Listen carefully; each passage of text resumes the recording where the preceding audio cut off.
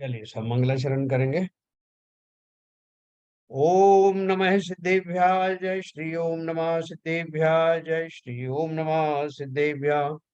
मंगलम भगवान वीरो मंगलम गौतमो गणे मंगलम कुंद कुंदाद्यो जैन धर्मोस्तु मंगलम सर्वमंगल मांगल्यम सर्व कल्याण कारकम प्रधानम सर्वधर्माणां जैनम जयतो शासनम जैनम जयतु शासनम जैनम जयतु शासनम।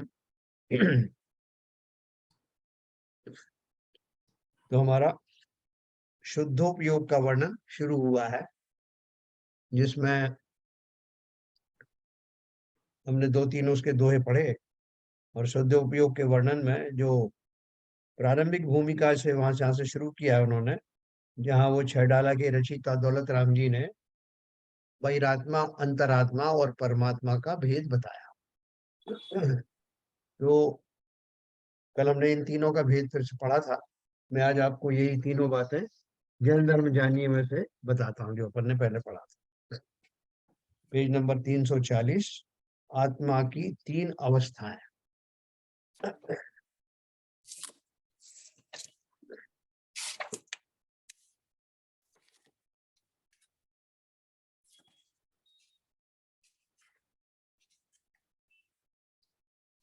ये थोड़ा आगे पीछे हो सकता है क्योंकि अलग अलग संस्करण होंगे आपके पास। शुरू ये करूं वही मैं? है, शुरू करिए, वही पेज है। हाँ, ओके। आत्मा की तीन अवस्थाएं हैं। प्रत्येक जीव में जो आत्मा है उसकी तीन अवस्थाएं होती हैं। अर्थात अवस्था की अपेक्षा से आत्मा तीन प्रकार से जानी जाती है। होती है मतलब जानी जाती है। कैसे? पहला है बहिरात्मा, जो शुद्ध आत्मा से उत्पन्न यथार्थ परम सुख से रहित है और इंद्रिय सुख में आसक्त है, वह बहिरात्मा। जो शरीर और आत्मा को एक मानता है, शरीर के नाश होने में आत्मा का नाश मानता है, शरीर के सुख दुख को आत्मा का सुख दुख मानता है, उसे बहिरात्मा कहते हैं। यह जीव मिथ्यात्व परिणामों से सहित होकर कर्मों को बांधता रहता है और फलस्वरूप संसार में ही परिभ्रमण करता रहता है ना। बहुत क्लियर है ना? बिल्कुल।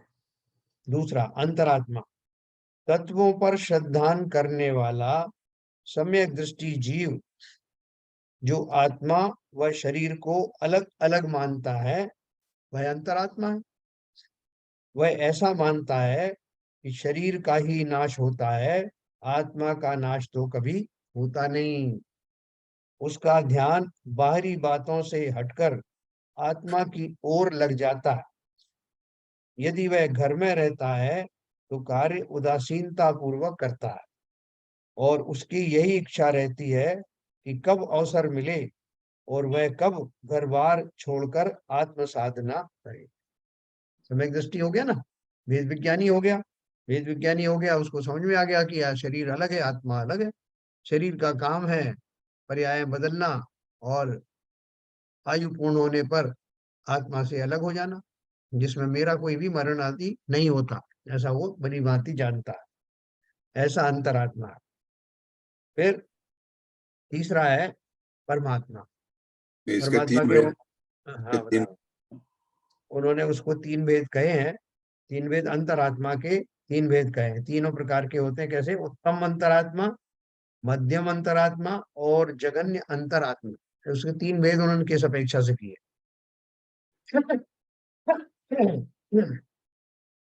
अंतरंग व बहिरंग परिग्रह से रहित और शुद्धोपयोगी मुनिराज उत्तम अंतर आत्मा है। हम्म? अंतरंग व बहिरंग परिग्रह से रहित और शुद्धोपयोगी मुनिराज उत्तम अंतरात्मा है। अभी मतलब सम्यक दृष्टि होने के अतिरिक्त भी जिन्होंने संयम आदि धारण कर लिए हैं, 28 मूल गुणों का पालन आदि कर रहे हैं, वो सब शुद्धोपयोग में सप्तम गुण स्थान से सप्त शुद्धोपयोग शुरू हो जाता है। तो ऐसे जो मुनिराज हैं, वो न केवल भेद विज्ञानी है, बल्कि भेद विज्ञान होने पर जिस तरह की क्रिया करनी चाहिए वो उसमें पारंगत हो गए, इसलिए वो उत्तम अंतर आत्मा है। दूसरा है मध्यम अंतरात्मा, छठे गुण स्थान वर्ती मुनि और देशव्रती श्रावक, ऐलक क्षुल्लक ब्रह्मचारी आदि मध्यम अंतरात्मा है। देखो इसमें जो छठे गुण स्थानवर्ती मुनि दिया ना, तो वास्तव में तो मुनि का गुण स्थान सातवां ही होता है। जब कोई मुनि बनता है तो चौथे गुण स्थान से सीधा सातवें गुण स्थान में जा सकता है, या पांचवें गुण स्थान से सातवें में जा सकता है। तो पहले सातवें गुण स्थान में लैंड करता है, उसके बाद एक अंतर्मुहूर्त तक वहां रहने के बाद फिर छठे में चला जाता है, छठे से सातवें में आता रहता है, फिर इस तारतम्यता चलती रहती है। लेकिन जिस समय वो छठे गुण स्थान में है, उस समय जो उनका भावों का जो लेवल रहता है वो शुभोपयोग वाला रहता है ना। तो वो प्रमत्त अवस्था होने के कारण उस अवस्था में रहने वाले जीव को मध्यम अंतरात्मा कहा है, तो शुद्ध उपयोग नहीं आया। ऐलक क्षुल्लक ब्रह्मचारी और छठे गुण स्थानवर्ती मध्य मुनि मध्यम अंतरात्मा। तीसरा है जघन्य अंतरात्मा। एक जघन्य होता है, एक हमारे जो उत्कृष्ट होता है या उत्तम होता है। तो जघन्य अंतरात्मा कौन सा है? जो सबसे कम डिग्री को धारण करता है लेकिन है अंतरात्मा, वो है अविरत सम्यक दृष्टि श्रावक, जो व्रतों से रहित है। व्रतों से रहित का अर्थ क्या है? जिसने अभी औपचारिक रूप से व्रत संयम आदि धारण नहीं किए, जो पंचम गुण स्थानवर्ती जो करते हैं लक्षुल्लक आदि, है ना, वो धारण नहीं किए या प्रतिमाएं धारण नहीं की, लेकिन सम्यक दृष्टि हो चुका है और निरंतर अभिलाषा कर रहा है कि कब हो कि मैं संयम आदि धारण करूं। वो उच्छृंखल प्रवृत्ति का नहीं होता। सब नियम आदि जो है, जो अष्टमूल गुण है, उनका तो पालन करता ही है, लेकिन वो और बाकी नियम संयम भी करता है, लेकिन विधिवत जो अलग क्षुल्लक आदि के जो व्रत धारण उसने अभी किए नहीं है, लेकिन अंदर में उसको बहुत प्रकट हो गया है कि मैं कौन हूँ, और जीव में और शरीर में भेद भली प्रकार से जानता है। तो ऐसा अविरत सम्यक दृष्टि श्रावक जो व्रतों से रहित है किंतु सच्चे देवशास्त्र गुरु पर श्रद्धान करता है, वह जघन्य अंतरात्मा है ना। इस प्रकार से हमने तीन तरह की अंतरात्मा के बारे में समझा। और तीसरा नंबर पे है परमात्मा, यानी बहिरात्मा, अंतरात्मा और परमात्मा। परमात्मा का स्वरूप समझेंगे, जो सर्व दोषों से रहित शुद्ध आत्मा है, वही परमात्मा है। प्रत्येक जीव के शरीर रूपी देवालय में भगवान रूपी आत्मा विराजमान है। जैसे दूध में घी होता है, किंतु घी को प्राप्त करने के लिए दूध को गर्म करना, जमाना, बिलोना, मक्खन निकालना पड़ता है, और मक्खन को गर्म करके घी निकाला जाता है। वैसे ही अंतरात्मा द्वारा सम्यक चारित्र, तप आदि के बल से अपनी आत्मा के दोषों को दूर करके उसके अनंत गुणों को विकसित करके परमात्मा बनाया जा सकता है। जीव की यह सर्वश्रेष्ठ अवस्था है ना। और तो कैसी अवस्था हो गई कि जिसमें सभी तरह के जो दोष हैं, वर्तमान में पर्यायजन्य दोष हैं, वो सब दूर हो जाते हैं, राग द्वेष आदि से वो रहित हो जाता है। अब इसमें भी दो भेद उन्होंने बताया, परमात्मा के भी दो भेद हैं, सकल परमात्मा और निकल परमात्मा। सकल परमात्मा कौन है? कल का अर्थ है शरीर, तो जो परमात्मा शरीर सहित हैं उन्हें सकल परमात्मा कहते हैं। घातिया कर्मों का नाश करके अनंत पद प्राप्त होता है, वह अवस्था सकल परमात्मा की है। दूसरा निकल परमात्मा, जिस परमात्मा में शरीर नहीं होता, यानी कल रहित, वह निकल परमात्मा है। आठों कर्मों का नाश करके जो सिद्ध पद प्राप्त किया जाता है, उसे निकल परमात्मा कहते हैं, है ना। इस प्रकार इसका जो बहुत सारा और भी विवरण इसमें कहीं दिया है, उसकी इतने की जरूरत नहीं है। तो ये जो हमने जाना, जो अभी शुद्धचंद्राचार्य जी हमको बता रहे हैं शुद्धोपयोग के वर्णन के प्रारंभ में, उसमें हमको उन्होंने कल यही बात बताई थी कि कौन जो है वो बहिरात्मा है, कौन अंतरात्मा है और कौन शुद्धात्मा है या परमात्मा है। तो हम कौन से परमात्मा है, कौन सी आत्मा है हम लोग? क्या सिविजन साहब, क्या? इस कैटेगरी में से हम कहाँ किस कैटेगरी में आते हैं? हम तो थर्ड कैटेगरी में है सब। थर्ड? हाँ। थर्ड वाली तो परमात्मा की है। नहीं नहीं, मतलब पहली पहली वाली पहली वाली। बहिरात्मा है ना?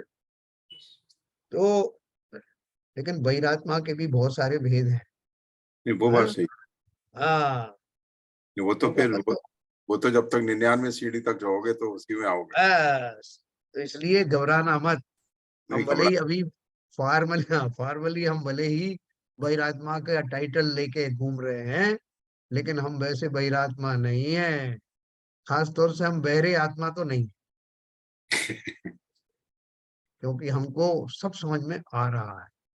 न केवल आ रहा है, बस वो पुरुषार्थ अभी थोड़ा सा कम पड़ रहा है, वरना तो हम उसका काफी कुछ स्वरूप जानने लगे हैं और सम्यक सन्मुख मिथ्या दृष्टि की श्रेणी में लगभग आ चुके हैं।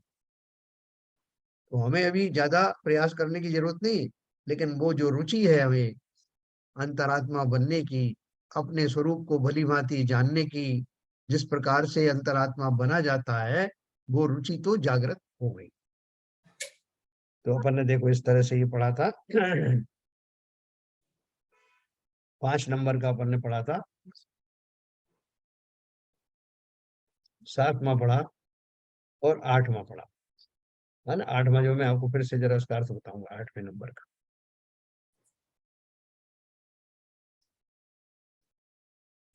हाँ। इसमें जो अंतिम उसकी दशा है परमात्मा वाली, उसके बारे में क्या लिखा है? और जो निर्लेप है, अर्थात जिसके कर्मों का लेप नहीं, निष्कल कहिए, शरीर रहित है, शुद्ध है, जिसके रागादिक विकार नहीं है, तथा जो निष्पन्न है, अर्थात सिद्ध रूप है, जिसको कुछ करना नहीं, और अत्यंत निवृत्त है, अर्थात अविनाशी सुख रूप है, तथा निर्विकल्प है, अर्थात जिसमें भेद नहीं है, ऐसे शुद्धात्मा को कहा गया है ना? शुद्धात्मा हमने जो परमात्मा के नाम से पढ़ा था, वही शुद्धात्मा की बात हो रही है। और इसको और रिफाइन करें तो ये शुद्धात्मा कौन सा है? जिसमें कोई पर्याय विशेष की बात नहीं हो रही, सिद्धों की पर्याय की बात भी नहीं हो रही, अनंतों की पर्याय की भी बात नहीं हो रही।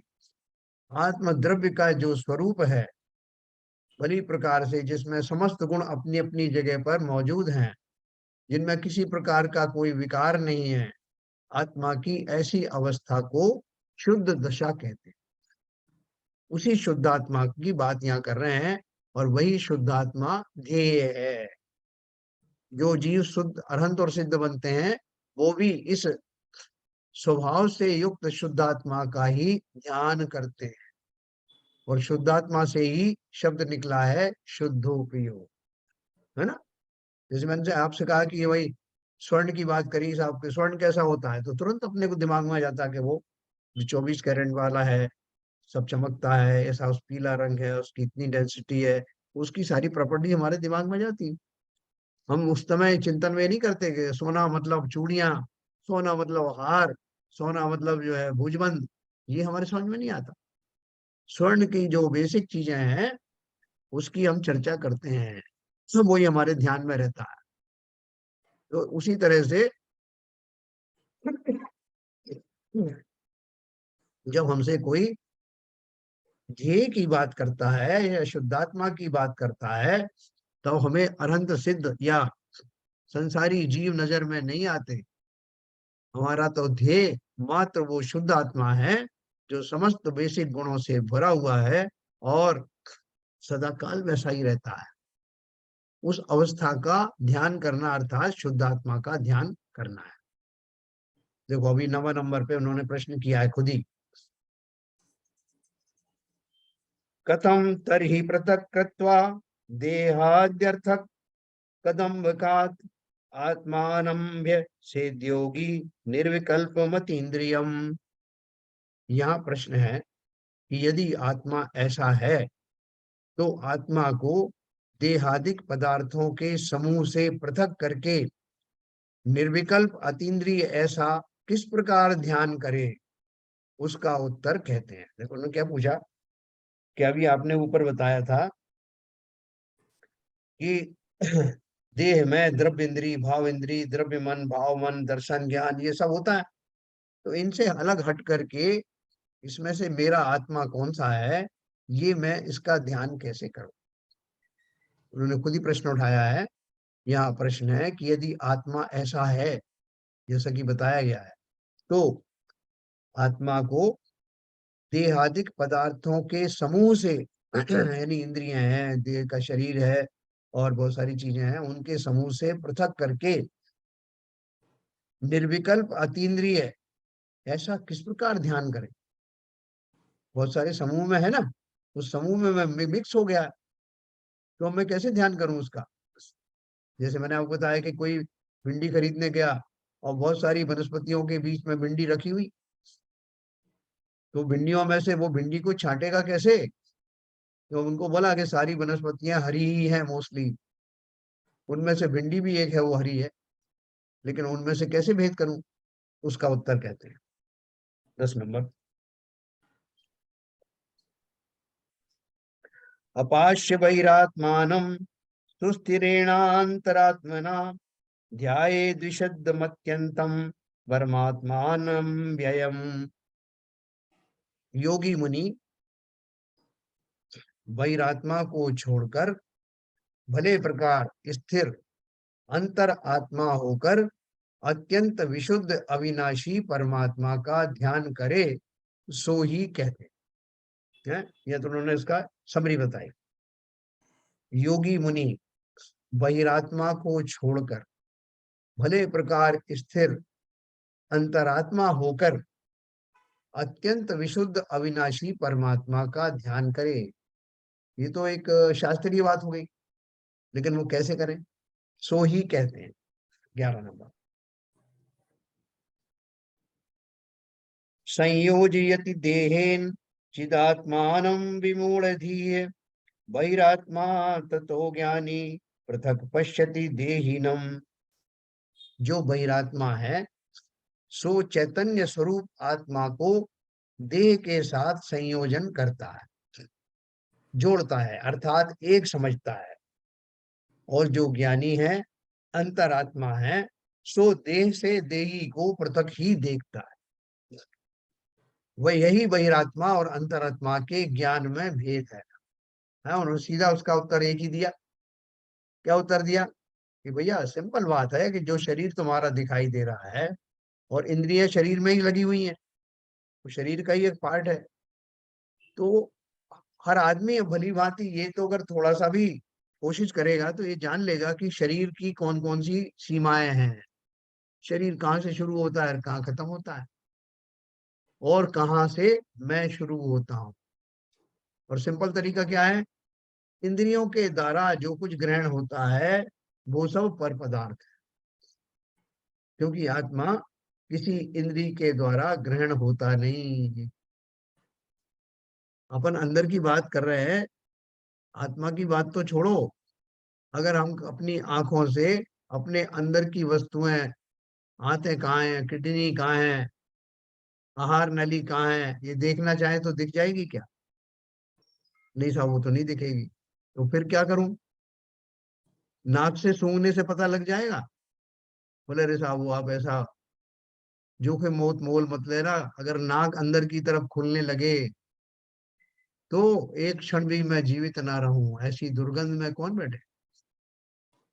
तो इंद्रियां जो भी ग्रहण करती हैं बाय डिफॉल्ट, वो आत्मा को तो ग्रहण करती ही नहीं है, अपने अंतरंग के जो उपकरण है उनको भी ग्रहण नहीं करती, वो खाली बाह्य बाह्य में करती है।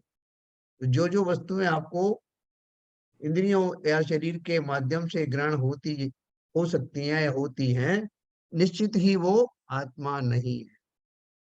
ये इसका एक निशान है। तो और हमने अगर ठान लिया कि मैं भली प्रकार से अवलोकन करूंगा कि आत्मा की क्रियाएं कौन सी हैं और शरीर की क्रियाएं कौन सी हैं, तो मैं अवश्य ही उसमें कामयाब हो जाता हूं। हालांकि हमारा ये भ्रम आज का नहीं है, अनादिकाल से ये भ्रम पड़ा हुआ है कि मैं शरीर की क्रियाओं को, शरीर की गतिविधियों को अपनी गतिविधि मान लेता हूँ, और उसके पीछे कारण है वो मोह का, जिसके कारण मैं शरीर को अपना ही स्वरूप मानता हूँ। तो ये भ्रम दूर होने में देर नहीं लगती। अभी तक हमने ये पढ़ा ही पढ़ा है, लेकिन अंदर से एक बार दोहरा के देखेंगे, ये मेरी क्रिया है क्या? क्या वास्तव में मुझे भूख लगती है क्या? क्या मैं वास्तव में रोगग्रस्त होता हूँ क्या? और मेरी खुराक क्या है? अगर आत्मा हूं तो आत्मा की खुराक क्या है? क्योंकि शरीर की खुराक तो मुझे पता है। इस तरह का चिंतन करते रहने से अवश्य ही हमें पता चल जाएगा कि दाल क्या है और छिलका क्या है, नारियल क्या है और गोला क्या है। ऐसा थोड़ा सा अंतर्दृष्टि लेकर के, विश्वास पूर्वक, रुचिवान होकर के हम ये प्रयास करेंगे, तो अवश्य ही वो दिगंतों में प्रकाशमान होने वाला ऐसा शुद्ध आत्मा हमें अवश्य नजर आएगा, और वो अनुभव के आधार से जाना जाता है, क्योंकि इंद्रियों का तो विषय है ही नहीं। तो इस तरह से उन्होंने कहा, जो बहिरात्मा है सो चैतन्य स्वरूप आत्मा को देह के साथ संयोजन करता है, देह को मिला करके देखता है जो बहिरात्मा है, अर्थात एक समझता है। और जो ज्ञानी है, अंतरात्मा है, सो देह से देही को, देही कौन है? मैं, क्योंकि मैं देह में रहता हूं, इसलिए चैतन्य स्वरूप आत्मा को पृथक ही देखता है। यही बहिरात्मा और अंतरात्मा के ज्ञान में भेद। 12 नंबर देखिए। अक्ष द्वारेर विश्रांतम स्वतत्व विमुखे विमुखेर्वशम व्यापृतो बहिरात्मायम वपुरात्मेति मन्यते। यह बहिरात्मा आत्म स्वरूप से अतिशय करके निरंतर विमुख, इंद्रियों के द्वारा व्यापार रूप हुआ शरीर को ही आत्मा मानता है। देखो बीच बीच में वो ये भी बता रहे हैं कि हमारी भूल कहाँ होती।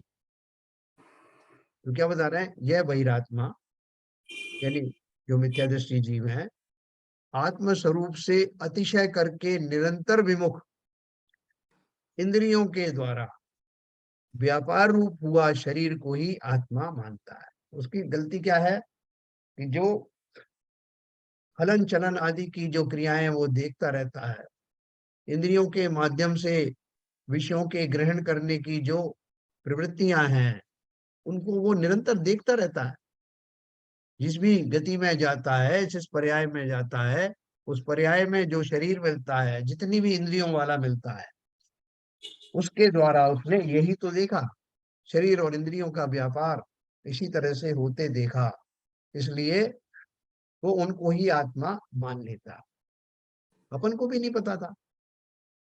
हमने भी स्वाध्याय के द्वारा, मुनियों के कथन के अनुसार, प्रवचन आदि के द्वारा ये जाना भली प्रकार से कि भैया जो दिख रहा है वो मैं नहीं हूं, और जो मैं हूं वो अनुभव के द्वारा ही प्राप्त किया जा सकता है। क्योंकि अगर वो फिजिकल दिखाई देता तो कब का उसको टेबल पर रख के दिखा दिया जाता कि देखो ये रही आत्मा है। फिर तो बहुत सिंपल हो जाता, कहीं भी ले जा करके और एक बास्केट में उठा के ले जाते आत्मा को, और वो टेबल पे जाकर रख देते, दिखाते कोई ये आपकी आत्मा। तो उस केस में मैं एक अलग एंटिटी हो जाता। मैं कौन सी एंटिटी हो जाता? शरीर वाली, क्योंकि मैंने शरीर को अपना माना है, फिर आत्मा को अलग माना है। जितना विश्वास मुझे शरीर में है कि ये मैं हूं, ऐसा आत्मा में नहीं है। साहब ये तो लोग कहते रहते हैं, हम मान लेते हैं, इतनी बार कह चुके ये, बाकी हमको तो नहीं लगता। वो हमको जब कहते हैं तो हम मतलब शरीर, आत्मा को हम ऐसे देखते हैं जैसे एक कोई अज्ञात वस्तु हो, जिसके बारे में ये आचार्य लोग हमारे पीछे पड़े रहते हैं कि इसको मानो आत्मा, कहाँ है, निकाल के दिखाओ, टेबल पे रख के दिखाओ। ये हमारे भाव आखिर तक बने रहते हैं। ये हम किसी की कहने से थोड़ी देर के लिए तो मान लेते हैं, लेकिन भाव भाषण ना हो पाने के कारण दुनिया लाख कहे, हम तो यही मानते हैं कि भैया अपन तो ये शरीर ही है, बाकी की जो कुछ एक्स्ट्रा चीज है, एक आत्मा दे दी गई तो चलो उसे भी रख लेंगे, बाकी अपन तो शरीर ही है। ऐसा विश्वास है। वो इतनी जल्दी जाने वाला नहीं। अनादि काल से ये विश्वास समस्त जीवों को बसा हुआ है, बना हुआ है। तो कोशिश कर रहे हैं शिव चंद्राचार्य, कि हो सकता है हम लोगों की जो बहिरात्मा है, जो बहिरात्मापन है, वो उनके उपदेश से अगर हमारी काल लब्धि आ गई होगी तो अवश्य ही हमारी भ्रांतियां संपूर्ण रूप से ना सही तो किंचित रूप से तो अवश्य ही दूर होंगी। तो देखो उन्होंने 13 और 14 नंबर के दो दोहे कहे हैं। देखो इस अध्याय को इसलिए अच्छे से समझना क्योंकि इसके बाद में हम सीधा ध्यान की तरफ जाने वाले हैं। और ध्यान के लिए जो ध्येय को समझाने का इतना जो परिश्रम आचार्य ने किया है, उन्होंने दो परिश्रम किए। पहला परिश्रम तो हम जो ध्याता होने वाले हैं, ध्यान करने वाले हैं, तो हमारी योग्यताएं बता दी कि अगर आप ध्यान करने वाले हो तो आपके अंदर में पूरा सब तरह से शून्यता होनी चाहिए।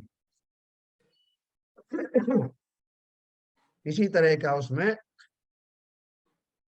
राग हो, ना द्वेष हो, ना इंद्रिय अभिलाषा हो, न कषाय हो, मन के ऊपर हमारा कंट्रोल हो, मन इंद्रियों से डिटैच हो, और प्राणायाम करने वाली जो धीरता है, ऐसी धैर्य हमारे अंदर हो, एकाग्रता करने की योग्यता हो।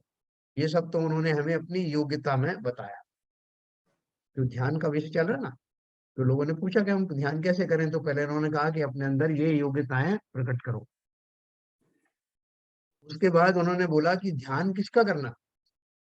ध्यान करने का उन्होंने बता दिया कि ध्येय जो है मेरी निज शुद्ध आत्मा ही है, और उस आत्मा के स्वरूप हमको बताए कि शुद्ध आत्मा में क्या क्या गुण होते हैं, किन किन चीजों से वो रहित होती है।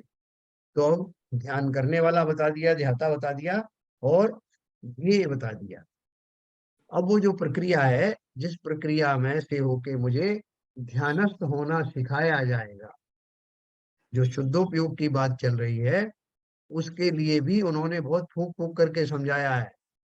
अब आप जो है ध्यान करने जा रहे हैं, तो एक बार फिर से सुन लेना कि ध्यान करना किसका है, किसका ध्यान करना है, और वो ध्यान करने वाला कौन है। जो अवस्था है मेरी, अभी साधक की अवस्था है ना, तो साधक की अवस्था, दो तरह के साधक।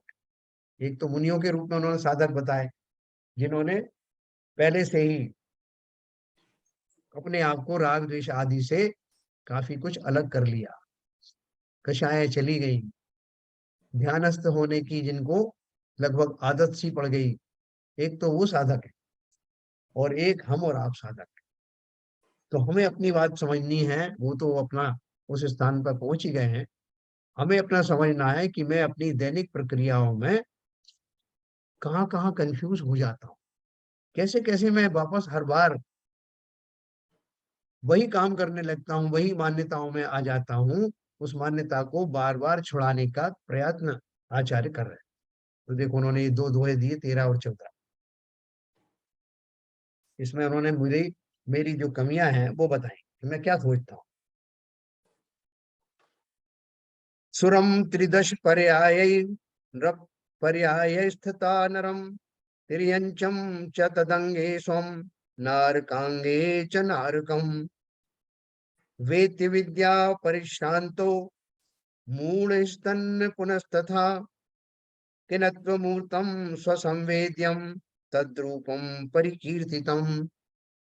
अविद्या से, अविद्या मतलब मिथ्या ज्ञान से, परिश्रांत यानी खेद खिन्न, मूल बहिरात्मा देव के पर्यायों सहित आत्मा को तो देव मानता है। साहब वो मंदिर में साहब बहुत सारे देव आए, अच्छा आपने देखे क्या? नहीं साहब, देख तो नहीं पाए, मगर वो उनकी मौजूदगी का एहसास हुआ कि कितने सारे देव आए।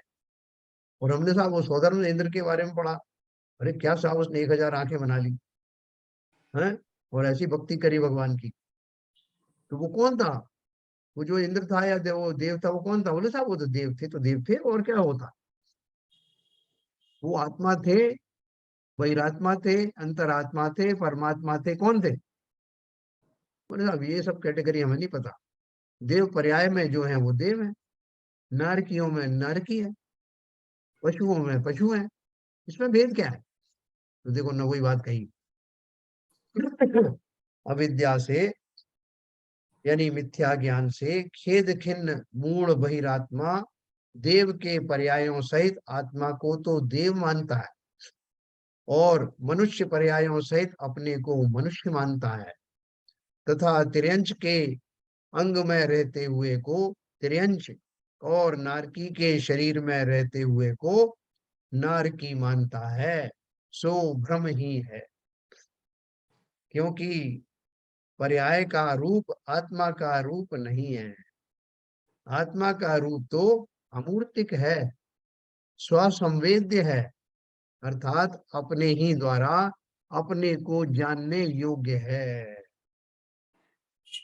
हम बड़े घबरा जाते हैं कि साहब आपने हमारी जो मान्यता थी उसी के ऊपर आपने चोट कर दी।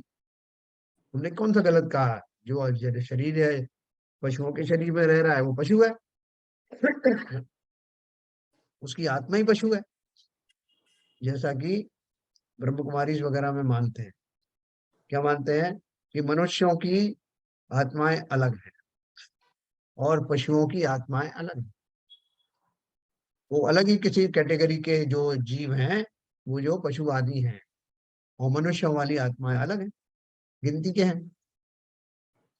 तो व्यापक रूप से, जितना व्यापक रूप से जैन धर्म का स्वरूप बताया है, उसमें बहुत लोगों को वो चीज हजम नहीं हुई, उन्होंने अपनी अपनी थ्योरी बना दी।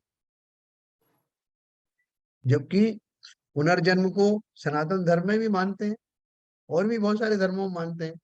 और पुनर्जन्म में आवश्यक नहीं कि आज जीव जो मनुष्य है आज, वो मनुष्य ही बने, किन्हीं भी पर्यायों में जा सकता है। ये तो सब सिद्धांत सब जानते हैं। तो क्या बोल रहे हैं? कि पर्यायों में जाने के कारण आत्मा का स्वरूप बदल नहीं जाता, आत्मा अनात्मा नहीं हो जाती। उन शरीरों में रहने वाला आत्मा उन बेसिक मूलभूत गुणों से भरा हुआ सदा काल एक आत्म द्रव्य ही रहता है, उसमें कोई भेद नहीं पड़ता। तो मैंने आपको बताया, शरीर आदि मुझे मिलते ही इसलिए हैं। प्रकृति में एक बहुत अच्छा नियम है, आपको जिस चीज से लगाव हो वो चीज आपको मिल जाए। तथास्तु। बोले साहब ये तो बहुत बढ़िया आपने बता दिया।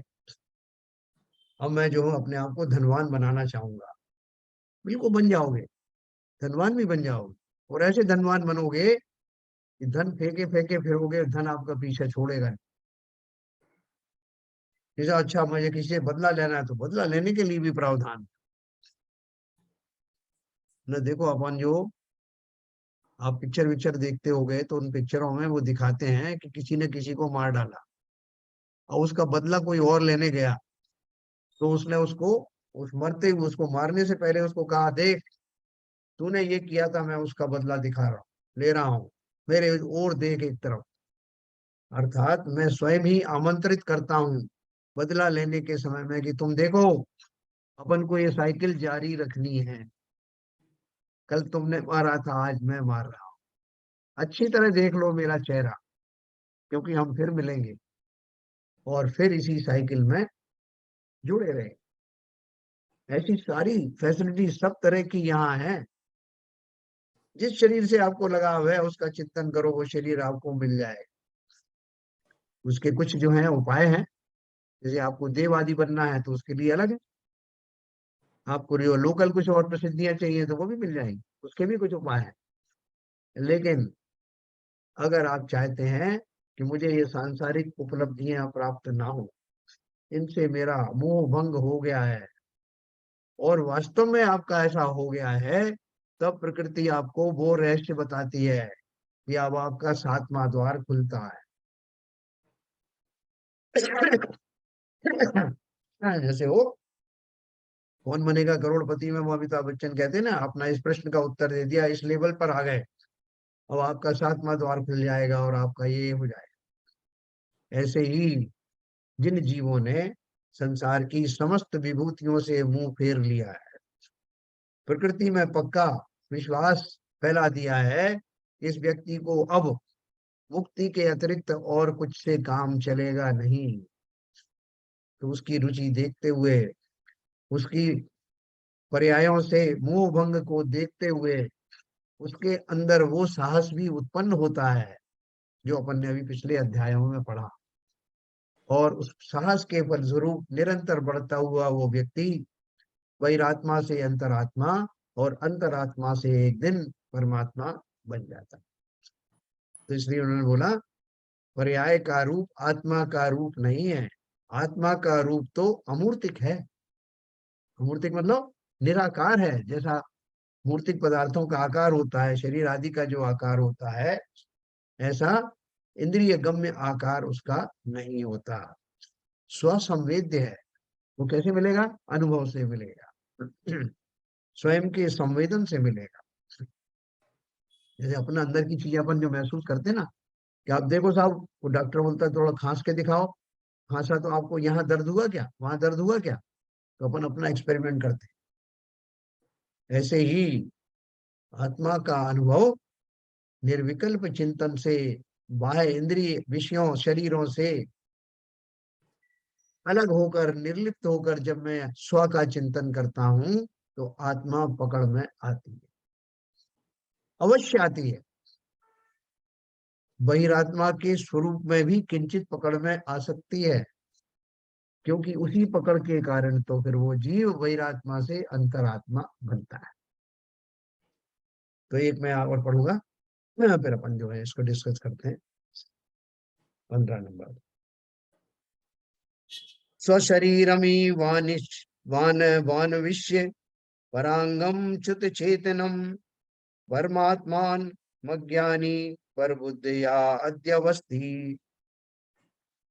तथा वही परमात्मा अज्ञानी जिस प्रकार अपने शरीर को आत्मा जानता है, उसी प्रकार पर के अचेतन देह को देखकर पर का आत्मा मानता है, अर्थात उसको पर की बुद्धि से निश्चय करता है। एक पागल है, वो पागल अपने आप को पागल नहीं मानता, और जो दूसरे उसके साथ ही पागल खाने में जो कैद हैं, उन सबको अपने जैसा ही बुद्धिमान मानता है। वो तो उसको पागल मानता है जो उसे पागल कहता है। तो यहाँ क्या बोल रहे हैं, ये जो बहिरात्मा रूप में मैं हूं, मैं ना केवल अपने शरीर के अनुसार अपने को पहचानता हूँ, मैं मनुष्य हूँ, ये स्त्री है, यह पशु है, बल्कि दूसरे शरीरों में रहने वाली आत्माओं को भी इसी प्रकार का टाइटल देती है। देखो साहब, एक तो मैं यहाँ खड़ा हूँ, एक आप वहां खड़े हैं, आप भी मनुष्य हैं, मैं भी मनुष्य हूँ। वो देखो दो दो तीन वो पशु खड़े हुए हैं, तो उन सबको उन्हीं के रूप में शरीर की अपेक्षा से ही उनको मानता जानता है। तो साहब तीन चार लोग आए साहब, वहां तीन चार लोगों ने ये किया साहब, तीन चार लोगों ने खाना खाया, तो वो किस रूप में उनको मान रहा है? जिस रूप में स्व को मानता है कि मैं शरीर हूँ, शरीर ही मेरा स्वरूप है, ऐसा ही दूसरों के लिए भी मानता है। ये जितने भी शरीरधारी कर खड़े हैं, ये सब जीव हैं। और कौन से जीव हैं? जो जो उनके पास शरीर है वो जीव है उस तरह के। तो बोल रहे हैं तथा वही बहिरात्मा ज्ञानी जिस प्रकार अपने शरीर को आत्मा जानता है, उसी प्रकार पर के अचेतन देह को देखकर पर का आत्मा मानता है। ये उनकी देह है, वो उनकी आत्मा, अर्थात उसको पर की बुद्धि से ही निश्चय करता है। एक और पढ़ता हूं, देखो 16 नंबर। स्वात्मेतर विकल्पेस्ति विकल्पेस्तै शरीरेष्वल बलम्बितम प्रवृत्ति वर्चितम वंचितम विश्वमनात्म न्यात्मदर्श भी। अपने शरीर में तो अपना आत्मा जाने, और पर के शरीर में पर का आत्मा जाने, इस प्रकार शरीरों में अवलंबन स्वरूप प्रवर्ते हुए विकल्पों से अनात्मा में आत्मा को देखने वाले अज्ञानी जनों ने इस लोक को ठग लिया। वो जो ऊपर बात कही है वो इसी को ऊपर से कहा कि अपने शरीर में तो अपना आत्मा जाने, शरीर में मतलब अपने शरीर को ही, पर के शरीर में पर का आत्मा जाने मतलब पर का भी जो शरीर है वही उसका आत्मा है। इस प्रकार शरीरों में अवलंबन स्वरूप प्रवर्ते हुए विकल्पों से अनात्मा में आत्मा के देखने वाले, जो आत्मा है ही नहीं उसको आत्मा मानने वाले, अनात्मा माने शरीर आदि को ही आत्मा मानने वाले ऐसे अज्ञानी जनों ने इस लोक को ठग लिया। इस लोक को ठग लिया का अर्थ क्या है कि वो सारे संसार में उन्हीं का बोलबाला है, और वो इसी भाव को लेकर न केवल घूम रहे हैं बल्कि उनका आचरण भी इसी प्रवृत्ति का द्योतक है। उन्हें शरीर को ही अपना मान लिया है, मैं तुझे मार डालूंगा, मैं तुझे ये कर दूंगा, तूने मुझे मेरे साथ क्यों किया। तो उनका जो समस्त आचरण है वो इसी जाति का है, इसमें मान्यता में यही बसा हुआ है कि मैं ही तो आत्मा हूं, अर्थात मेरा ये शरीर है यही तो आत्मा है। ऐसा भली प्रकार से मान लिया है। और हम और आपने भी, क्योंकि 70 कोड़ा कोड़ी सागर वाला जो मिथ्यात्व मोहिनी कर्म है उसका उदय हमारा निरंतर चल रहा है, ओवरलैप चल रहा है, जिसके कारण से जब वो थोड़ा कभी हल्का पड़ता है, जैसे अभी हल्का हो गया, तो हमें वो भाषा, वो बात आचार्यों की किंचित सुहाती भी है और समझ में भी आती। जिस काल में ऐसा होने लगे समझ लेना कि मेरा मिथ्यात्व का उदय मंद चल रहा है। क्योंकि जब सम्यक दर्शन होता है, अपन ने वो पंच लब्धियों का पढ़ा था, तो मोहिनी कर्म की स्थिति घटकर अंतर कोड़ा कोड़ी सागर और सागर हो जाती है, क्योंकि अब उसे सम्यक दर्शन होने वाला है। अगर वो उतने गहरे मिथ्यात्व में डूबा रहे तो सम्यक दर्शन होने के चांस ही नहीं रहेंगे। तो मैं भी अभी उसके समीप आता जा रहा हूँ, भले ही अंत कोड़ा कोड़ी ना हुआ हो अभी, लेकिन आने में देर भी नहीं लगने वाली है ना। अब मैं अपन थोड़ा सा चिंतन करेंगे। हमने 17 नंबर पढ़ा।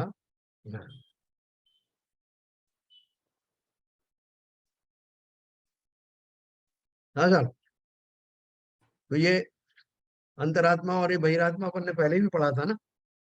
जी हाँ। जन्म जाने में पढ़ा था, जनधन जानिए में पढ़ा था, बराबर। ये शांत तो पद प्रदर्शन से पहले आपने विवेचन किया हाँ, था उसमें भी पढ़ा था, बिल्कुल सही है। तो ये अपन को ये रिपीट करने से ज्यादा क्लियर हो रहा है कि हमको पहले से ही बात अच्छे से पता है। हिसाब जितनी बार पढ़ेंगे और इसका विवेचन जितने कई दोहों से किया गया है, हाँ, तो ये तो उसका एलोबरेशन है। बराबर। तो पहले का जो ब्रीफ में था हाँ, उसका एलोबरेशन है, और सबसे बड़ा तो फायदा ये है कि अभी जो एलोबरेशन हो रहा है ये किसी बैकग्राउंड के साथ हो रहा है। बहुत बढ़िया, बहुत क्योंकि बढ़िया, किसी उद्देश्य के लिए हो रहा है, बिल्कुल सही। नहीं, उद्देश्य भी है, और इतनी बड़ी बैकग्राउंड शुरू से बनाई है। जब से भी हमने ज्ञानम ग्रंथ की विवेचना शुरू की, तो वो हाँ, फाउंडेशन आने के बाद जिस स्थिति में आके उसका विवेचन हो रहा है, हाँ। तो उसका ही अलग हो जाता है। क्या सरिता जी, आपने ये पढ़ा अपना बहिरात्मा? अपन को लगता है हाँ कि पढ़ा ना बहिरात्मा साहब, पहले पहले जैन धर्म जाने में आया, आ चुका है पहले। हाँ आ चुका है। अभी भी मैंने पढ़ के सुनाया था ना आपको, हाँ अभी जनधन आपने जान। सुनाया। तो ये हमको ऐसा लगता है कि ये बात सही लिखी है, मेरा भ्रम तो ऐसा ही है, ये तो पहले माने ना अपन। हाँ माने क्या ये तो बदलते? अपना भ्रम तो है ही, खैर हाँ, भ्रम तो ब्रह्म है के ही। साथ ये भावना कूट कूट के भरी हुई है अपने हाँ, संस्कार में। भ्रम तो बहुत बड़ी बात है। भ्रम तो अब लगने लगा है भ्रम, हाँ, जब हाँ, हाँ, का एहसास हुआ है कि वास्तविकता क्या है, तब ये स्थिति भ्रम की आई है। नहीं तो ये तो जैसे बोला ना, ये मेरा शरीर है वो दूसरा शरीर है, इसमें आप हाँ, यहाँ तक का एग्जाम्पल दे दिया कि अपनी बात नहीं कर रहा, वो दूसरे की बात भी कंपेयर कर रहा है। ये ट्रेन, ये शेर है, ये कुत्ता है, ये बिल्ली है, समझिए। पर इससे शैलेंद्र जी अपने को कोई नुकसान है क्या ऐसा मानने से? होता रहे अपन मान ले कि ये शरीर ही में हूँ, क्या दिक्कत? शरीर में हूं तो फिर तो पूरा सिद्धांत ही उल्टा हो जाता है ना, फिर तो सारी चीजें उल्टी हो जाएंगी। जब मैंने इस बात को मान लिया शरीर हूं, तो फिर मैं शरीर की उसमें पालन पोषण में लगा रहूंगा। तो जो आज भले ही हम सिद्ध नहीं बन रहे हैं, या हम वो नहीं बन पा रहे, लेकिन हमको इस बहाने से, इसको पढ़ने से, अध्ययन करने से, कुछ तो हमारे राग आदियों को दूर करके, हम आत्मा से हटा के हम कुछ तो अर्जित कर पा रहे हैं, कुछ तो सुख अर्जित कर पा रहे हैं। नहीं तो हम उसी आर्त ध्यान में चले जाते हैं। कोई क्रोध हो गया, किसी से लड़ाई हो गई, किसी से झगड़ा हो गया, किसी ने कोई बात कह दी, बुरी लग गई, और कई दिनों तक आर्त ध्यान में रहते हैं और बुरा लगता रहता है। अब वो सारी चीजें तो खत्म हो गई हैं। कोई कुछ भी कह दे, कोई कुछ भी बुरा मान ले, किसी को बच्चा आपका बुरा वो रूठ के चला जाए, हमको नहीं फर्क पड़ता भाई, हमको मालूम है ये चलता रहेगा जिंदगी ऐसे समान। तो ये जो तुरंत लाभ तो ये हो रहा है, आगे की तो अब जैसे जैसे आगे बढ़ेंगे तो उसका पता लगेगा। तुरंत लाभ तो ये आपने बताया, क्या और कोई शेयर करेगा कि कोई तुरंत लाभ कुछ हो रहा है क्या? या हम एक भ्रम से निकल के दूसरे भ्रम में तो नहीं कहीं लैंड कर रहे हैं? कौन बताएगा? सरिता जी बताओ। नहीं, भ्रम तो नहीं है। जब हम कुछ साधना कर रहे हैं, आत्रोग तो कम हो ही रहा है ना, और थोड़ा शांति का अनुभव तो होता ही है ना। ऐसे तो है नहीं कि भैया हम ये सब, अगर ये तो पूरी उल्टी मान्यता तो सच्ची में हो जाएगी कि भाई शरीर तो हम साधना किस लिए कर रहे हैं? फिर तो शरीर ही को खूब पालें पोसे, उसको आराम करें। तो बाकी लोगों को तो इससे बहुत सारा लाभ हो रहा है, जो शरीर को ही शरीर अपना आत्मा मानते हैं, आत्मा को कोई अलग से कोई वस्तु नहीं है, जो बहुत सारा धन भी कमा रहे हैं, खूब भोग विलास में डूबे हुए हैं, सब सुख सुविधाएं हैं, तो उनको तो कहीं कुछ फर्क पड़ नहीं रहा है। वो अब आज हमें पता नहीं पड़ रहा है, हाँ। पर ऐसा नहीं है। अगर फिर तो धर्म को हमने समझा ही नहीं, अगर हम शरीर पे ही आ गए तो। नहीं, शरीर में, हाँ बोलिए। ये जो आप बात बोल रहे हैं, हाँ। ये कहने में लगता है कि आप सामने बहुत खुश है, बहुत अच्छा है, बहुत घूम रहे हैं, लेकिन अंदर ही अंदर एक अर्ज चलता रहता है। वो पता नहीं रहता कि क्या करना है, करे जा रहा है वो, उसको मालूम ही नहीं है। खाने बैठा है तो उसको ये मालूम नहीं है कितना खाना चाहिए, वो खाए जा रहा है। बोला पहले भी स्वाद आता था, पहले भी आनंद आता था, आज भी आ रहा है मेरे को। धीरे धीरे फिर उसकी वजह से उसको परेशानियां होती हैं। तो मतलब जब आदमी, आपने जो बात कहा कि हम लोगों में जो अब उसको शरीर को मानते रहेंगे, तो फिर वो चीज आएगी नहीं, और वो हम लोग उसको करते ही जाएंगे, और उसके दुष्प्रभाव आते जाएंगे। और कहने में, देखने में ऐसा लगता है कि हम बड़े भाई सब सुख हैं, लेकिन जिसके पास में पैसा भी है, सब कुछ है, उसको भी सुख नहीं है, वो भी दुखी है। किसी को बच्चे का दुख है, किसी को कुछ और दुख है, किसी के कंपेनियन छूट गए उसका दुख है, किसी को कुछ और, किसी ने कह दिया, कुछ नहीं मिला, वो उसका दुख है। वो पता नहीं लगता, सामने पता नहीं लगता है। लेकिन जो आदमी शांति में चला जाता है, या इन अपने राग आदि और विकारों को दूर कर लेता है, तो उसकी जो प्रसन्नता होती है, उसका तो कुछ अनुभव ही अलग होता है। क्या संजय प्रकाश जी, आपको कुछ लगता है ऐसा है? नहीं सर, ऐसा तो जी नहीं, अलग तो है। अभी थोड़ा बहुत जो पहले लगता था बिल्कुल ऐसे शरीर के लिए विटामिन जरूरी है, वो भी सब बिल्कुल अभी लगे इच्छा नहीं होती है। मालूम चल जाता है कि कुछ नहीं होता इन खाने पीनों से। हाँ। लगता है शरीर को पहले करने के लिए दौड़ना भागना लगता था, कितना पैदल चलना चाहिए, इतना है। अब वो को मीनिंग नहीं लगता। ये लगता है कि सेहत बहुत बनाना, सब कुछ शरीर स्वस्थ रखने सब कुछ होगा, लेकिन अब लगता है कि जो अपने कर्मों के हिसाब से वही होना है, शरीर स्वस्थ बनाने से कुछ नहीं होगा। अपने विचार अच्छे से रखना। हाँ बताओ भाई शैलेंद्र जी, इनकी बात का जवाब दो कि इस अवस्था में शरीर को सर्व प्रकार से उसकी चिंता छोड़ देने से काम चलेगा क्या? नहीं, संजय प्रकाश जी ने अपनी बात को कहा, थोड़ा सा उसमें वो कर गए, लेकिन जैसे अभी हम जब इस जोनर में घुस रहे हैं, अपने आध्यात्मिक जोनर में घुस रहे हैं, तो हमारे कुछ चीज़ें ऑटोमेटिकली कम हो जाती हैं। हमारे खान पीन, बाहर का, रात का, उल्टा सीधा खान पीन कम हो गया। तो जब खान पीन कम हो गया तो उसको फिर हमको भागने के लिए और कसरत करने की ज़रूरत नहीं तो पहले क्या होता था, रात में खा के सोए हैं तो सुबह कसरत जा रहे हैं, पता ही नहीं। अब ऐसा लगता था कि चाहे जितना खा लो कसरत कर लो। तो जब आपका धीरे धीरे कम होता जाएगा और आपकी तो शरीर और अपने आप ही खुश रहने लग जाएगा, अपने आप ही आपका ठीक होने लग जाएगा। आप जितना चलोगे करोगे उससे ही काम हो जाएगा आपका। जरूरी नहीं है कि आपको उसके लिए, हाँ ये बात तो और भी क्लियर हो गई कि भाई कि अभी हमारा शरीर तो, जब ये जो शरीर है जो बूढ़ा हो रहा है, एजिंग फैक्टर आ रहा है, तो वो तो आ ही जाएगा। उसको तो आप रोक ही नहीं सकते, चाहे कितनी भी कसरत कर लो, कितना भी खा लीजिए। तो उसका खालीपन जब ही भर पाएगा जब यदि हम थोड़ा अध्यात्म में जा पाएंगे और अपने को शांति अनुभव कर पाएंगे और आगे का कुछ हम अच्छा कर पाएं, ऐसा सोच पाएंगे। हो सकता है कि हमारे ऐसे भाव बन जाएं कि और भी उस चीज में गहराई में उतर जाएं हम। देखो, इसमें मैं आपको संजय प्रकाश जी थोड़ी चीज और बताता हूँ कि जिस भूमिका में हम हैं उसके योग्य कार्य करना। जो मुनिराज होते हैं, जब वो छठे गुण स्थान में होते हैं, तब उनको उस शरीर की रखने के लिए किंचित भोजन आदि ग्रहण करना पड़ता है, आहार आदि लेना पड़ता है। जबकि उनको कोई बहिरात्मा नहीं, अंतरात्मा है, लेकिन निमित्त निमित्तिक संबंध को जानते हुए वो उस शरीर को टिकाए रखने के लिए किंचित भोजन आदि ग्रहण करते हैं, आहार आदि लेते हैं। हालांकि उनका लेने का भाव कैसा है, जैसे कि मेरा पड़ोसी भूखा हो तो मेरा मन करता है कि मैं उसकी थोड़ी भूख शांत करूं, जिससे वो थोड़ा निर्विकल्प हो जाए। उसी प्रकार से शरीर को पड़ोसी मानकर अपनी भूमिका में, अभी हम ज्ञानी और साधु तो हुए नहीं, और साधु होने के बाद भी आवश्यकता इतनी भर रहती है, किसी तरह से पेट का गड्ढा भरना है जिससे मन शांत हो और नियम संयम में लग जाए। अब हमारी जो अवस्था है, अभी हम तो बहिरात्माओं में ही आते हैं। तो अगर हम रहें तो बहिरात्मा की भूमिका में और कार्य कर दें साधु जैसे, तो वो तालमेल बैठेगा नहीं।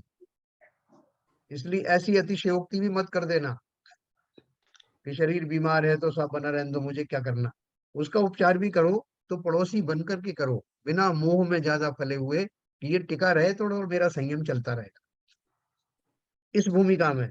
इसलिए उनमें कोई विरोधाभास मत करना नहीं, कि साहब जैसे वो। जहाँ तक मैं समझ पाया हूँ संजय प्रकाश जी का, जी। जो उन्होंने एक पर्टिकुलर सेंटेंस कहा था, विटामिन की क्या जरूरत है, लेने की जरूरत नहीं है, हाँ। उसमें मैं अपना प्रतिक्रिया व्यक्त करना चाहूंगा। ये दो स्थितियां बनती हैं शरीर की। एक तो आज के जमाने में एक एडिशनल सप्लीमेंट बॉडी को मेंटेन करने के लिए विटामिन वगैरह मार्केट में बहुत आ गए हैं। तो वो लोग अपना जो खान पीन के अंदर जो नेचुरल विटामिन मिलते हैं उन पर विश्वास न करते हुए वो सप्लीमेंट लेते हैं। दूसरी चीज ये होती है कि शरीर में कोई विकार है, उस विकार को दूर करने के लिए अगर डॉक्टर की सलाह से कोई विटामिन या कोई मेडिसिन दी जा रही है, तो वो तो शरीर को मेंटेन करने के लिए, जैसे आपने कहा, बहिरात्मा होते हुए वो हमारी जिम्मेदारी बनती है तो शरीर का उपचार करने के लिए वो दिया जाए। तो ये दोनों चीजें अलग अलग हैं। जो एडिशनल सप्लीमेंट हैं वो उस बात से मैं उनसे एग्री करता हूँ, उनको लेने की जरूरत नहीं है। अपना खान पान शुद्ध रहेगा, अनुशासित रहेगा, तो वो सप्लीमेंट आपको अपने आप मिलते रहेंगे।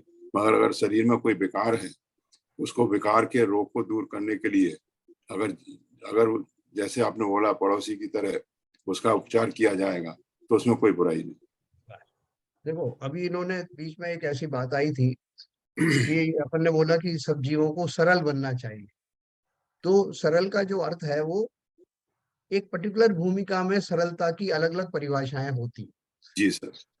अभी मैं गृहस्थ अवस्था में हूँ, बहुत सारी चीजें मुझे जो है वो ऐसी भी करनी पड़ती जो मैं सार्वजनिक नहीं कर सकता, है ना। जैसे कोई मैं अपने भोग आदि भोग रहा हूँ या कुछ और मेरा पास धन आदि रखा है, तो मैं खुले में जाके सबको चिल्ला के नहीं बोलूंगा देखो मेरे पास इतना धन रखा है, मैं अभी ये जो है विषयों में लगा हुआ हूँ, मैं नहीं करूंगा। लेकिन मैं उनके प्रति उतना आसक्त नहीं रहूंगा, वो एक अलग बात है। यह सरलता का अर्थ ऐसा नहीं है। बीच में इनको कुछ लोगों को भ्रम हो गया था कि किसी ने मुझसे मांगा कि मुझे साहब 5 लाख रुपए दे दो। अब मैंने देखा कि मेरे पास है तो सही 5 लाख, तो मैं झूठ क्यों बोलूं, मैंने उसको दे दी। तो यहाँ हमको भूमिका के अनुसार थोड़ा चतुर भी होना पड़ेगा। यह सरलता का अर्थ मात्र इतना नहीं है कि जो कुछ है जहां भी है किसी भी अवस्था में उसको डिस्क्लोज करना वो सरलता है। वैसी सरलता जो मुनियों को आती है वो उस भूमिका में आती है। तो यहाँ तो हम उसका अनर्थ कर सकते हैं, क्योंकि तरह तरह के लोग हैं। कर्म सिद्धांत तो अपनी जगह पर है, लेकिन एक कहावत है ना कि चलनी में दूध लगाओ और कर्मों को दोष दो। यस, चलनी होती है जिसमें छेद है, उसमें आप दूध दोहने पहुंचे और वो दूध सारा निकल जाए तो कहो साहब क्या करूं, मेरे कर्म ही ऐसे थे।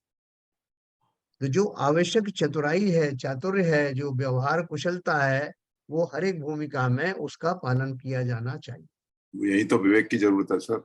या विवेक की जरूरत है।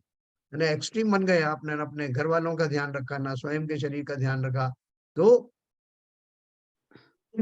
बहुत जल्दी जो है वो शरीर जो आपका निरोगी था, हो सकता है रोगग्रस्त हो जाए, है ना।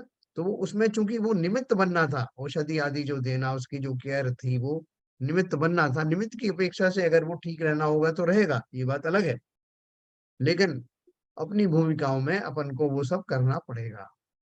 यानी और वो कैसे, आसक्ति भाव नहीं रखना है और अपने हाँ मतलब उसके हिसाब से अपने सारे काम करते जाना है। बिल्कुल, बहुत बिना बहुत स्वार्थ के पड़ोसी की तरह शरीर को ट्रीट करना है। और उसकी जो अब बहुत जो बेसिक आवश्यकताएं हैं उनका निर्वाह करते हुए जब मेरा संयम बना रहे, क्योंकि इस देह देवल में मैं रह रहा हूँ। और मंदिर में भी जाते हैं तो मंदिर की मरम्मत आदि भी तो श्रावक करते हैं ना। हम्म। तो वो किस भाव से करते हैं, भाई ये मंदिर मेरे दर्शन के योग्य है, इसको ठीक ठाक रखूंगा तो मुझे दर्शन मिलते रहेंगे। तो वो भाव एक अलग है, लेकिन ये मेरा स्वरूप नहीं है, ना मेरी आज्ञा का पालन करता है। हाँ, इसके रोगी हो जाने पर मेरी साधना में किंचित व्यवधान आते हैं। इसलिए जो बेयर मिनिमम है, ऐसी आवश्यकताओं को जुटाना और भूमिका के अनुसार होने वाली अपनी भूमिका है, उसमें जो जो चातुर्य की आवश्यकता है, व्यवहार की आवश्यकता है, उसको बनाए रखना, एक्सट्रीम में मत चले जाना। हाँ, मुनि होने के बाद की भूमिका अलग है। क्या संजय जी, संजय प्रकाश जी, जी जी, ये सही कह आपने ये रहे बात। आपने बहुत सही बात कही साहब। तो मतलब ये हर हर आदमी को ये बुद्धिता अपनी रखनी है। मतलब सामने वाले की बुद्धि, जो आपके शरीर में जैसा व्यवहार बनता है, जैसे किसी को खांसी हो रही है और उसने अदरक वदरक सब छोड़ दिया है और पूरा खांस खांस के परेशान है, ना धर्म हाँ, में ध्यान लग रहा है, ना मंदिर में बैठ पा रहा है, ना शास्त्र में बैठ पा रहा, तो ऐसे ध्यान ध्यान से कोई फायदा नहीं है। तो उतनी अपनी छूट रखना, ये था शरीर में आपके, वो सुचारू रूप से आपका शरीर काम करते रहे। तो वो बात बिल्कुल सही है, लेकिन कहने का मतलब ये भी है कि आप उसमें, कि भाई क्या आपको कोई चीज के उस चक्कर में आप ऐसा भी नहीं हो कि उसके लिए एकदम आप उसके आदी हो जाओ, एडिक्ट हो जाओ, हाँ, और हाँ, वो उसको मतलब आप सारी चीजों को ग्रहण करने लग जाओ। सब वो भी नहीं होना चाहिए, तब बहुत बुद्धिपूर्वक काम नहीं। समझदारी, विवेक जिसे कहते हैं, वो जीवन में लाना, ठीक है ना। अभी देखो उसमें जो आ रहा था, मोक्ष मार्ग प्रकाशक का प्रवचन में चल रहा है, 2.5 दीप का पंचकल्याणक हो रहा है इंदौर में। तो वो लाइव आ रहा है, कल शायद लास्ट डे है। तो उसमें भी उन्होंने वो पढ़ के सुनाया मोक्ष मार्ग प्रकाशक में, कि जब कोई आप प्रतिज्ञा लेते हो तो प्रतिज्ञा लेते समय बहुत सावधान रहना, आगे तक का सोचना कि क्या क्या परिस्थितियां आ सकती हैं। मात्र आज की परिस्थिति देख करके भावावेश में आकर के कुछ प्रतिज्ञाएं मत ले लेना। अगर उनका निर्वाह होता जाने तो ले, और न निर्वाह होता जाने तो उतना ही ले जितना वो, अगर उस अवस्था तक भी चला गया तो वो खेद खिन्न नहीं होगा, अर्थ ध्यान उसको नहीं होगा। क्योंकि एक बार नियम नियम लेने के फायदे तो हैं, लेकिन अगर नियम टूट गया तो बहुत दोष लगता है। इसलिए सब प्रकार से अपने आचरणों को देखना, अपनी भूमिका देखना, मेरे आसपास कैसे पात्र हैं। हो सकता है कि हमारे परिवार में कोई ऐसा हो जो रोगी बना रहता है, जो किसी तरह से अंगोपांग से रहित है, उसकी सेवाएं भी करनी है। और आपने जो है ऐसा नियम ले लिया कि बिना देव दर्शन के भोजन नहीं करूंगा, और ऐसी आपकी जो आसपास की परिस्थिति है कि वहां दूर दूर तक कोई मंदिर नहीं, विदेश में जाके रहने लग गए, तो इस सारी परिस्थितियों को ध्यान में रख करके यथा योग्य नियम संयम धारण करना, करना तो अवश्य है। अनर्गल प्रवृत्ति तो नहीं रखनी है, अनुशासित जीवन बिताना है, लेकिन अपनी क्षमता, अपनी आसपास की जो दशाएं हैं उनको ध्यान में रखते हुए अपने आचरण को स्थिर करना, निश्चित करना। ठीक है सर? जी जी। हाँ। और किसी का कुछ कहना है? नीरजा जी, क्या करना चाहिए अपन को इस भूमिका में? बहिरात्मा से अंतरात्मा भी बनना है और अपनी भूमिका के अनुसार सब कार्य भी करना है। ये दोनों संभव है क्या? दोनों संभव है, पर पुरुषार्थ की जरूरत है, जागरूकता से जीने की जरूरत है। दोनों तरफ प्रयास तो होना ही चाहिए आगे बढ़ने के लिए। जी। तो इस भूमिका में रहते हुए अपने को उस आगे बढ़ने का भी प्रयास करना चाहिए। हाँ, तो बढ़ सकते हैं ना, कोई दिक्कत तो नहीं ना इसमें? नहीं, बढ़ सकते हैं। हाँ। तो अभी हमें जो विवेक की जो एक शब्द आता है, विवेक, हम जी एक्चुअली निर्धारित इसका निश्चय नहीं कर पाते कि हमारी भूमिका में हम क्या क्या कर सकते हैं। जी, तो वो वो कैसे भ्रम में करें? फंसे हुए रहते हैं हम। हाँ, कभी तो मैं शरीर के पाले में चला जाता हूँ, भैया ये शरीर जी पे नहीं रखेंगे हाँ तो कौन होगा, और इतना चला जाता हूँ कि वो हाँ आत्मद्रव्य को मैं आत्मा हूँ ये भूल जाता हूँ। जी। और कभी मैं अपनी भूमिका में ही इतना भाव विभोर हो जाता हूँ कि वो शरीर को अपनी उस भूमिका को भूल कर उसमें भागना चाहते हैं। हाँ, ये आर्ट है। दिस इज द आर्ट जी, ऑफ लिविंग। लिविंग। जी तो इस चीज को, इसके भाव को बहुत अच्छे से समझें और इसमें अपना रास्ता स्वयं को खोजना है। जी। दूसरे ज्ञानी तो आपको थोड़ा बहुत जो है वो गाइड कर सकते हैं। गाइडलाइंस हैं, बाकी हमें हाँ, अपना अपने आप ही देखना है, आगे करना बढ़ना है। है अपना विवेक के अनुसार, और सबकी अलग अलग परिस्थितियां होती हैं, जी इसलिए एक जैसी दवा सबके ऊपर लागू नहीं होती। हाँ, कोई कॉपी कैट नहीं कर सकता है इससे, सबका अलग अलग। तो चलिए अपन इसी विषय को थोड़ा कल और पढ़ेंगे। इसमें हमारे जो है, हम जो कुछ पढ़ रहे हैं वो हमारी भ्रांतियां दूर करके हमें अगर शुद्धोपयोग में नहीं तो शुभोपयोग में तो अवश्य ही लगा दे। जी, वो जरूरी भी बहुत है। हाँ, तो अपन इसकी बात करेंगे। अभी समय वैसे हो गया। सही सही बात बोली। जैसे लोग, बहुत से लोग छोड़ देते हैं बाहर जी। के, साहब मैं ऐसा खाना नहीं खाता हूँ, वैसा खाना नहीं खाता हूँ, लेकिन पहुंच सबके यहाँ शादी में पहुंच जाते हैं और वहां उसकी व्यवस्था बनती नहीं है। वहां पर फिर जाके वो परेशान होते हैं और चार बातें होती हैं कि यूं नहीं हुआ, वो नहीं हुआ। तो या तो आप वहां जाओ मत ही, यदि आपने छोड़ दिया तो आप घर में ही रहो, और जाओ तो अपना कुछ ऐसा सामान ले जाओ जिससे खा के अपना पानी पी लो और शांति से रहो। तो वो सारी मतलब जो बुद्धिमत्ता से और विनय पूर्वक अपना काम करना चाहिए। कोई भी त्याग वगैरह आपने किए हैं तो उसमें बिल्कुल। दिखावा नहीं होना चाहिए। जब तक अंदर से भाव ना बने, जब तक छोड़ना नहीं चाहिए, और जब अंदर से भाव बनेगा तो उसे लेने का मन ही नहीं करेगा। अभी ये आरपी जैन साहब बता रहे थे उस दिन की, को दो तीन लोग ऐसे त्यागी वृत्ति आ गए उस दिन फंक्शन में कि उनको भोजन कराने का जो है पहले से कोई इंतजाम था नहीं। वो अचानक से खड़े हो गए कि हमें तो साहब ये हम त्यागी वृत्ति हैं। तो उनको स्वयं ये बात सोचना चाहिए कि वो इसमें जा रहे हैं ऐसे बड़े फंक्शन में, अगर व्यवस्थाएं नहीं हुई तो क्या होगा, जाएं जी ना जाएं, या नई जी, व्यवस्था हुई तो वो खेत के नहीं होंगे। बस। नहीं आरपी जैन साहब हैं उधर? नहीं नहीं, हाँ है। वैसे एक जने आए थे हमारे वहां से, मन धौलपुर से आए थे। तो वो अपना खाना खा के आए थे, बोला मैं दावत में खाते नहीं हूँ, मैं अपना खाना खाया, मेरी तो छुट्टी है, अब शाम को जाके खाऊंगा 5 बजे। तो बिल्कुल। उनको कोई मतलब कोई ऐसा वो परेशानी नहीं थी उनकी, मतलब। जिनवाणी स्तुति आप सबको आती है? किस किस को आती है? सीबी जैन साहब? आती तो पढ़ना पड़ेगा। अच्छा। चलो आज तो मैं पढ़ देता हूँ, कल से जो है आप में से कोई पढ़ेगा। नहीं ऐसा है सर, आप रोटेशन बना दिए ना एक। हैं? हाँ, रोटेशन। रोटेशन में होना जी, बिल्कुल सही है। तो कल कल कल कल सीवी जैन साहब पढ़ेंगे। ओके। हाँ, परसों शैलेंद्र जी पढ़ेंगे। हाँ ये हुई ना बात। हाँ।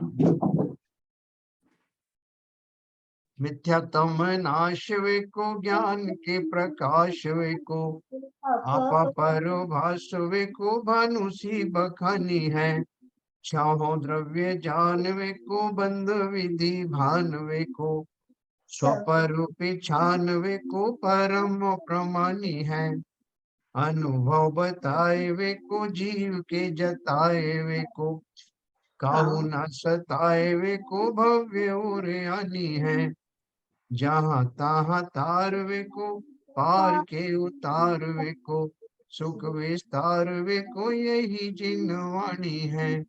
ए जिनवाणी भारती, तो ही जपो दिन रैन, जो तेरी शरणा गए, सो पावे सुख चैन। जावाणी के ज्ञान ते, सूझे लो कालो, सो वाणी मस्तक धरूं, सदा देत हूँ दो। जिनवाणी माता की जय।